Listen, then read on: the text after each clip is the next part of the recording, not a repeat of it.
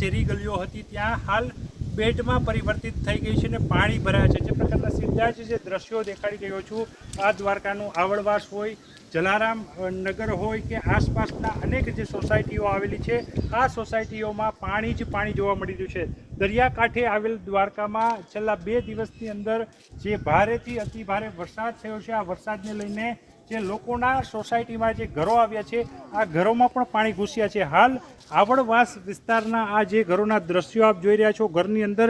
પાણી જ પાણી જોવા મળી રહ્યા છે, જેને લઈને લોકો પણ ક્યાંક ને ક્યાંક અગાશી ઉપર રહેવા માટે મજબૂર બન્યા છે, કારણ કે ઘરની અંદર પાણી છે, ઘરની ઘર વખરી છે તે પલળી ચૂકી છે। ત્યારે અગાશી માટે